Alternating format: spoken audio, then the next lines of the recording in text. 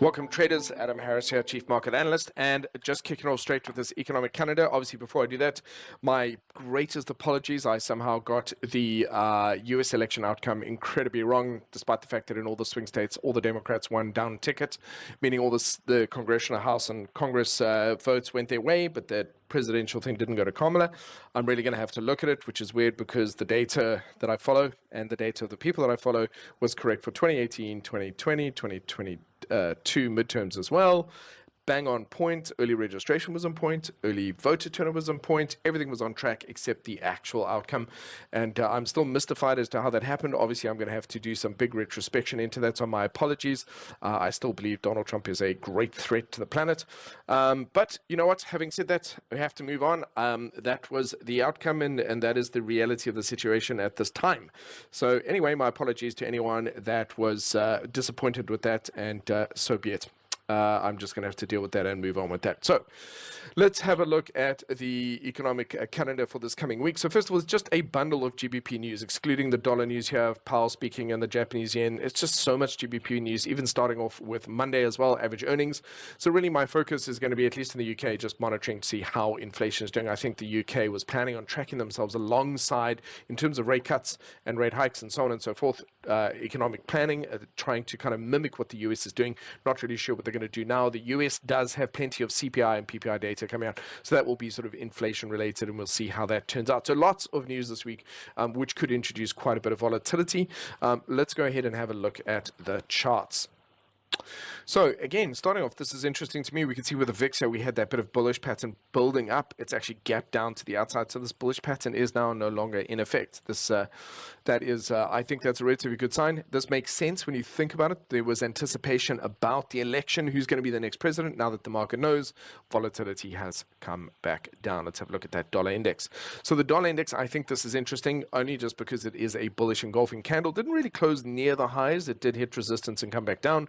It's still within the range. So yes, the possibility of it continuing back up to the top of the range, 105, 106, makes a lot of sense. You can see here the gap up as a result of the election outcome. So it was a relatively wild swing. We were due for a deeper retracement. The market started to retrace and then gap forward, and now looks very much as though it is kind of intent on pushing higher.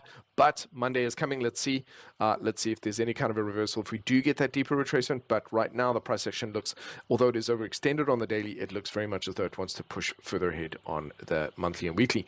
Euro dollar here as well, very strong bearish engulfing candle, and again, next levels of support are relatively low, and so with this bearish engulfing candle, we might well see a continuation down to test these next levels of support. Looking at cables. So cables obviously got a lot of news, and you can see here almost side by side, two spinning top candles, just indecision. So the market's kind of waiting. When you look at it from a monthly perspective, you can see here the price has simply come back to test resistance. So if we did find support here and the market broke the high or continued high, that would actually make sense. But just given the general mixed signals and the amount of news coming out this week, don't be surprised. This is almost what's described as a megaphone pattern. You can see the highs getting higher, lows getting lower. So notice the market is at a serious inflection point, just trying to decide which way it's going to go. We have a look at Aussie dollar, US dollar. It's still potentially in an uptrend on the monthly, still an indecision candle. Again, it has started a swing low on the weekly, and it's also got these big wild swings over last week going through from Tuesday, Wednesday, Thursday, and Friday. Big swing. So the market is still potentially just settling and trying to, I was going to say, digest the news of the new administration coming in. Big one here is also megaphone pattern on Kiwi dollar, US dollar. So you can just see general indecision there. And so this week is going to have to decide what it wants to do.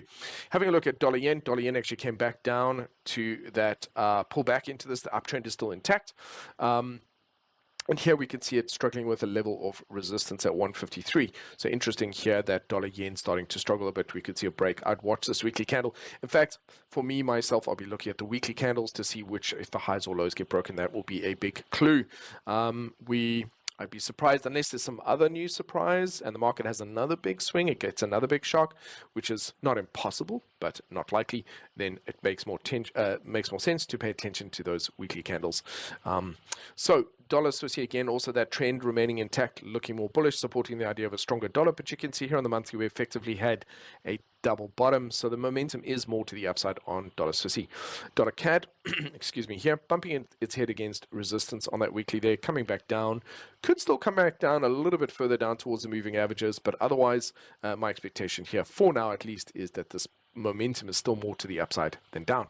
Let's have a look at gold. So gold starting that weekly retracement. The real question now, ladies and gentlemen, is it a weekly retracement turning around here, or is it the beginning of a monthly retracement? So I spoke obviously recently about my belief that gold is in a bubble, because the last time it's seen a move this big was the last time it was in a bubble, which was 2011. And so it's interesting, and I think it'll be worthwhile paying attention to see when we get the next red monthly candle. But this could, first of all, we might not be at the end of the bubble. So we might find that this week we get, so what I'm looking for here really is a bullish weekly candle. That will really tell me if we are in just a weekly retracement at this time. If, however, we close even further down on the weekly, in other words, the next week is still bearish, closing down, then it's likely we're going to finish the month with a bearish candle, and we might simply be seeing a correction of gold down to 2,400. I want to show you something on the 4-hour time frame here.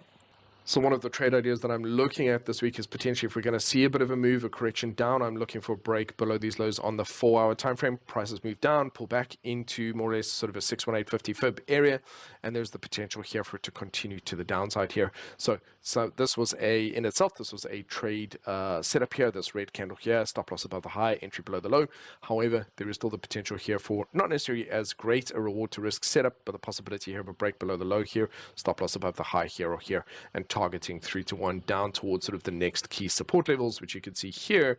If the market's going to head lower, sit around $2,600. So I just wanted to show you that. We'll have a look and see how it unfolds. Really what we're looking at now is that difference between a weekly retracement and a monthly retracement. We're overdue for a monthly, but that doesn't necessarily mean it doesn't want to keep going.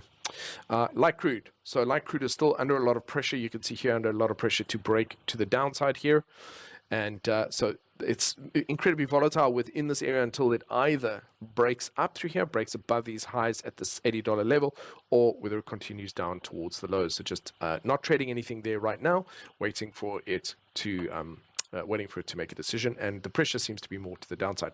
So market response to the Trump win was a big gap up, an aggressive gap up here, but you can see when you look at it from a monthly perspective as well, pretty much in line with the existing trends prior to that. This could very well just be as a response to the outcome now being a known entity. I still not really think it's too overextended on the monthly there, that weekly being a bullish engulfing candle, so it's interesting to me. It is overextended on the daily. I'm looking for pullbacks at this time. We've still got a little bit of bearish divergence there on the indicator, but not really showing a lot of rejection over here. In other words, this looks more bullish than bearish, but I will be keeping an eye out for any bearish rejections. It's overextended. I do need to see some pullbacks in here to look for buying opportunities. You can see the monthly continuing up, looking very nice and bullish at that time. NASDAQ as well. This is a breakout of a consolidation. Let me just show you that as well. This is a breakout of that sort of 20,250 level breakout, and a bullish breakout heading on higher. So at this time, the market has just maintained its comfort and its certainty, seems to continue to push up. Look at the mini Russell pushing back up out of that to the upside there, looking nice and bullish. How did the FTSE respond? The FTSE responded by heading back down towards testing this level of support. So that interesting that the US markets responded so bullishly. Let's see how non-US markets have responded. FTSE now looking as though it wants to test that $8,000 level again. Okay, the DAX staying pretty much par for the course. Pretty interesting. Came back down into the moving averages, produced largely an indecision or doji candle, so we might see a break to the upside there. We've got the Nikkei looking a little bit more bullish there. Still has to break through the strong level of resistance. Let's see how Berkshire Hathaway handled that. Berkshire has produced that bullish engulfing candle and a nice little bullish candle here on the monthly side as well, which is in itself a relatively bullish sign. So that bodes well for the markets, generally speaking there. We've also got NVIDIA continues to push higher there. Not looking overextended on the weekly. It looks really good. The monthly, it looks relatively healthy. We've had a pullback and a continuation so far, liking the look of that. Just on the daily, at some point in the next 2 weeks, there should be a nice little pullback and present some potential buying opportunities. I think the big one that we're waiting on here, really, the weekly is the one to look at, is Tesla. Tesla broke up through this long time level of resistance, sort of going back to September 2023, broke up through this, producing this bullish thing, and that is a solid breakout. So unless there's a change and it suddenly comes back in and it's a failed breakout, I would say that we're now in a new space for Tesla. This is most likely in anticipation of government contracts being handed to Elon now that he supported Trump. So we'll see breaks above these highs. This is a significant move, ladies and gentlemen. Myself, I'm still not a fan of the stock. I'm not really sure. There's no improvements in the company's fundamentals, but there was a big spike in it. So I'm not really sure that I buy into it from a value investing perspective. But that being said, there it is. It's undeniable, strong, bullish move to the upside. Vanguard continues to climb higher, so this trend is pretty much intact, starting to become a little bit overextended away from the moving averages. Otherwise, that's not a red flag to me, just highlighting that it looks that way. Bonds, let's see how they responded. Okay, actually a bit of a move down and then closed higher, a bit of an indecision. Let's see. For me now, this is interesting. This uptrend still intact on the monthly. Will we see it break the high? So for me, definitely want to watch with bonds, see if we break the high over there. Eurobond, nice bullish reaction there as well. Again, a series of high highs and a nice potential bullish monthly candle off a level of support. So again, a break the higher. I am still leaning towards bonds increasing in popularity and increasing in value. So my expectation for now should be a break above the high and a head up to that resistance. Let's have a look at Bitcoin. Bitcoin's solid breakout there. Very similar type of pattern to some of the global indices. So Bitcoin looking very nice and bullish. Technically, this is a just very typical type of response from this price action, so that's very nice, and that pretty much falls in line with my previous analysis. Let's have a look at Ethereum. Ethereum also did a nice boost, got a nice boost to the upside there as well. So nice bullish engulfing candle. Yes, overextended on the daily. For me, pullbacks would represent buying opportunities on the cryptos. I'm interested to see how bonds play out. There we go. It's a very quick, I'm not at home today, so it's a very quick remote recording. I hope that you find this useful, and I look forward to chatting to you in future episodes. Thank you very much.